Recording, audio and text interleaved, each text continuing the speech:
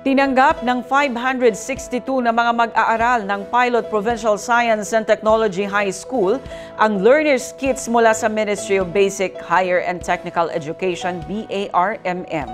Ang Partners in Peace and Progress story mula kay Jen Garcia.